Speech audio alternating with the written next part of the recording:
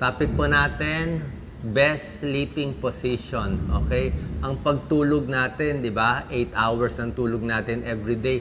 So, napakahalaga na tama yung position para sa iyo, para sa sakit mo. At sa akin, very important to eh. Ano ba kayo? Tihaya, side view, padapa, o meron kayo ibang mga position? Yan, no? Meron pa nga, nakataas ang kamay, iniipit eh.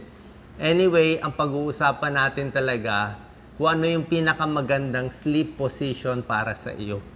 Diba? Siyempre, yung sanay ka na, pero ito kasi yung medically tama eh. Baka makatulong. Unahin natin yung side sleeper. Okay? Pinakamaraming tao natutulog sa side. Si Doc Lisa, side sleeper yan. May kaliwa, may kanan. Sino maganda matulog on the side? Okay? Pag buntis, dapat on the side. Kasi malaki ang tiyan eh. Hindi siya pwede tihaya. Maiipit yung vena cava niya. Mahirapan pagbalik ng dugo. So, buntis talaga side view. Yung may acid reflux, nangangasim. Okay? Pwede rin siyang side view. Mas gusto natin kaliwa. Kung gusto mo kanan, pwede rin naman. Mas tama lang yung kaliwa. Hindi ko sinasabi lagi ka ng kaliwa. Siyempre, pag laging kaliwa, minsan sasakit naman shoulder mo. So, minsan kaliwa, minsan kanan, pero mas madalas kaliwa kung may acid reflux. Kung may back pain, masakit ang likod, maganda rin side sleeper ka, kaliwa o kanan. Yung humihilik, parang si Doc Lisa, malakas humilik yan. So, yung malakas humilik, talagang side view. Pag si Doc Lisa nakatihaya, nako, sobra na ingay. Pag side view, maingay pa rin, mas konti na lang. Yung mga matatanda, actually, yung mga ibang may edad kasi, sumisikip yung likod nila. So, masikip yung likod. Kaya pag nakatihaya, parang nai-stretch sila. Nai-stretch yung likod. So, minsan yung ibang senior, mas gusto side view. Yung iba nga, nakataas pa yung paa eh. Parang fetal position, parang baby. Pwede rin yung ganon. Ayan, side sleeper. So, tulad na sinabi ko, buntis, acid reflux, back pain, pwede yan. Sleep apnea, senior, pwede rin. Pwede nyo itry. So, pag buntis, pinakamaganda talaga left side. Okay? Kasi yung liver natin nasa right side eh. Minsan naiipit eh. Okay? So, mas maganda left side, mas maganda blood flow sa fetus, sa baby, sa uterus, sa kidney, sa puso. Pero hindi naman lagi on the left. Minsan magkanan, kaliwa ka rin. Pero mas madalas lang sa kaliwa. Parang yan, kaliwa. Tapos meron pang mga technique. Hindi basta-basta kaliwang side. Ayan, oh. Pag matutulog kayo ng left side or right side, may technique pa. Dapat yung unan nyo medyo mataas. Hindi pwede walang unan. Kasi pag walang unan, babagsak yung leeg mo. Pag sobra din taas ang unan, kailangan pantay yung leeg eh. Ayan eh. So, dapat sakto lang yung... Maganda nga ito. Tingnan nyo yung pillow niya, Doc Lisa. Medyo may parang kurba konti. Tapos, bukod dyan, dapat may unan kang manipis sa gitna ng hita. Sa likod, minsan nilalagyan pa. Dapat diretso ang spine mo. Ang problema lang sa ganitong position, syempre 8 hours tulog mo, minsan nagagalaw ka. So, pag naggalaw ka, baka natihaya, tumabingi, pwedeng sumakit ang shoulder mo. Okay? So, pag naggalaw yung position mo, kaya yung iba, dapat may unan pa sa harap, unan sa likod, para hindi siya magagalaw. So, kailangan ganyan ang position mo, diretso. Pag left side or right side, para aligned yung hindi ka mag-neck pain, hindi ka mag-back pain.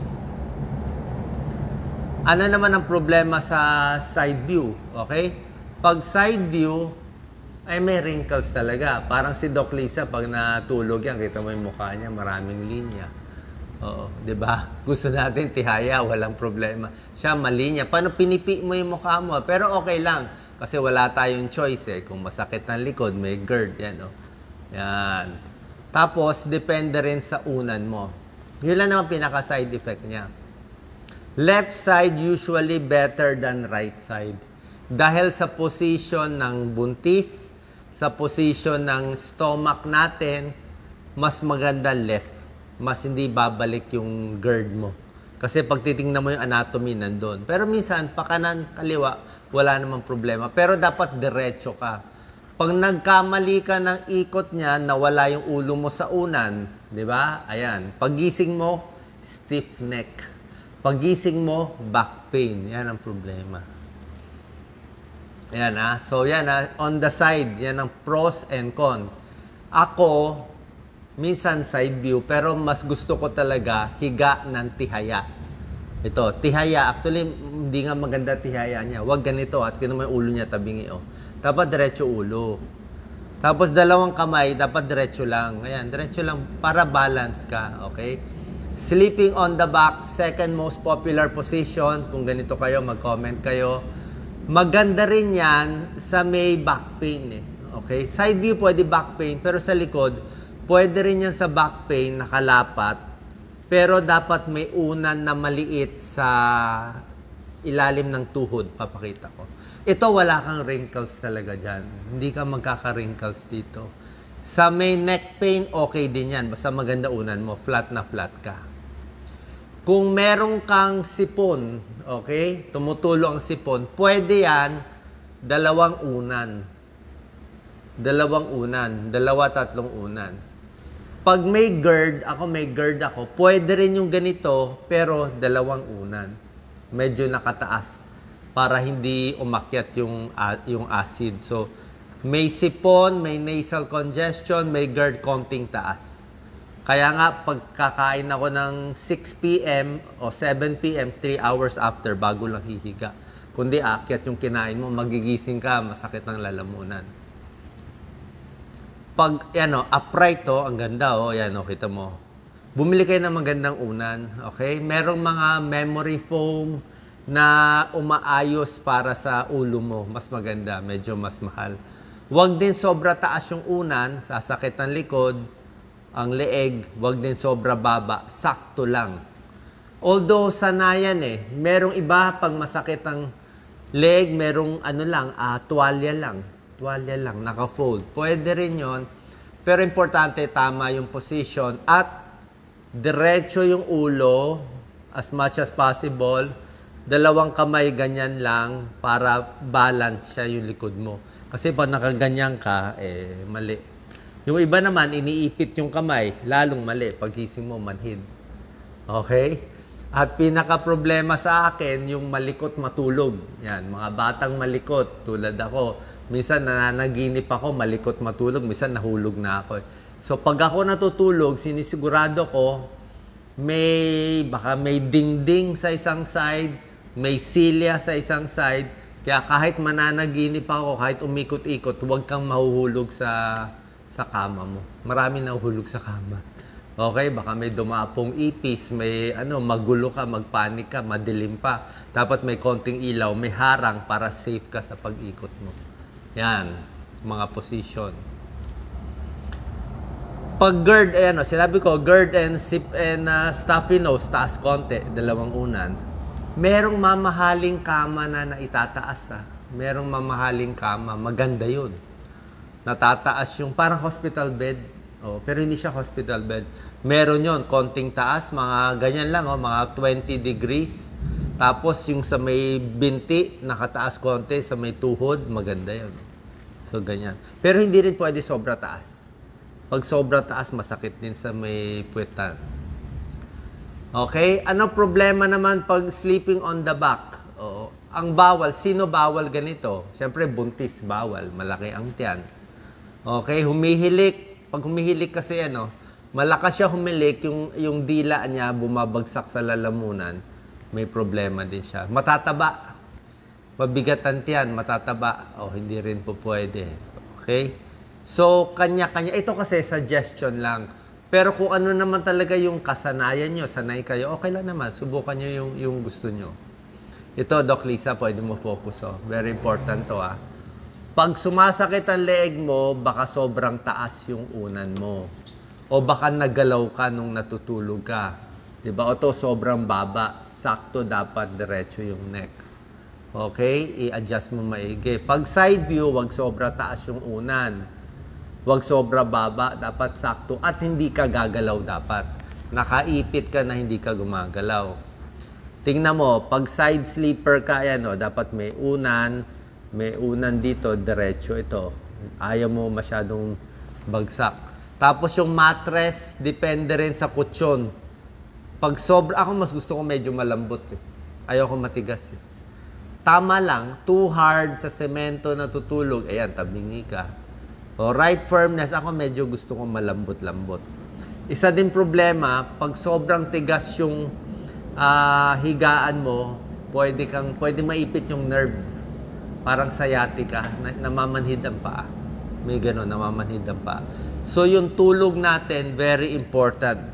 Pag nakuha mo yung tamang tulog, iwas sakit sa leg, iwas sa likod, iwas sa GERD, at mas maganda yung blood flow. Pati paghinga mo, mas maganda. Lastly, ito. May iba, ako minsan ito, natutulog, meron bang ganito? Less than 10% to, bihira to. Unique ka pag ganito tulog mo. Ano problema dito? Pag ganito, sasakit talaga ang leeg. Tabingi, dapa. Okay? Dapa. Tapos pati likod, walang support. Okay? Hilik. O pwede ito kung naghihilik ka, hindi ka masyadong maghilik. Tsaka yung ulo mo, isa side mo, hindi ka makakahinga. Pero yung iba, komportable dyan. So, pag gusto nyo sleeping on your stomach, meron talagang gusto nito, meron tayong strategy na gagawin. Yan. So, bawal sa buntis, sa neck pain, back pain, syempre, maipit yung mukha mo. Okay? Kung magpa-flat ka, Doc Lisa, kailangan manipis lang ang unan. Yan eh. Syempre, pag mataas ang unan, tingnan mo, yung leeg niya naipit. Oh. Tapos, pwede ka maglagay ng manipis na unan sa tiyan. Yan ang secret eh. Manipis na unan sa tiyan, dito sa mukha. Ganyan ang gagawin nyo. Para medyo diretso ka pa rin. Ayan, oh. Ito, Doc Lisa, very important. Pakita niyo itong position. Pag side view, laging ganito ha. Tandaan nyo, kahit ito lang matandaan nyo. Sakto dapat. Ito malito, inunan niya yung kamay niya. Sakto yung pillow mo, unan, mataas-taas para diretso yung ulo. At maganda may unan sa gitna ng dalawang paa. Side yan. Okay? Pag tihaya, ito pinakamahalaga. Sakto lang ito, pero may unan. Lagi ako may unan na manipis dito sa ilalim ng tuhod. Bakit? Pag tinanggal mo yan, diretsong-diretso ka, sasakit ang likod. Overstretch. O minsan ako pag diretso, dinede-4 ko eh. Pero may konting pillow, maganda. Kung makakabili kayo ng kama na tumataas, yung dalawang unan, pwede rin yun. O yung tumataas, para sa GERD, para sa acid reflux, pwede rin yun. Sa mga may varicose veins, may problema sa manas sa varicose veins, iba naman. Pwede dalawang unan sa paa. Nakataas yung paa, nakababa. Ang problema kung may GERD ka. Okay? Pag varicose, nakataas. Ang problema ko lang, kung dalawang unan sa paa, buong gabi, minsan masakit din sa likod. Na-strain din yung likod. Kaya konti lang. Okay? Sleeping on your stomach, ganito naman ang position. Yan. So, sana po nakatulong tong video natin. Pero hanapin nyo pa rin kung saan kayo pinaka-komportable. Okay? Madalas ako ganyan. Pero pag hindi ako makatulog, minsan nagsa-side ako. Ang problema pala sa side sleeper, yung shoulder. Pwede siya pag may shoulder pain ka, na dadaganan mo, pwede ma-injure yung shoulder. Pwede ka ma-frozen shoulder. So, dapat normal lang. Ayusin mo na hindi kayo matumba. Last na lang, minsan natutulog din ako sa mga lazy boy. Alam mo yung lazy boy? Yung may silya na humihiga, maganda yung mga ganong silya eh. Maraming mga silya, yung mga recliner. So far, yung mga recliner, maganda sa likod, maganda sa paa. Ang problema ko lang doon, yung neck, yung leeg. Kasi yung pinakahigaan niya, minsan kulang. Tsaka pag natutulog ka, nakataas kasi konti ang mga lazy boy, yung mga recliner. Yung ulo mo nagaganon eh. Nagaganon siya. Kaya pagising mo, pwede ka ma-stiff neck eh.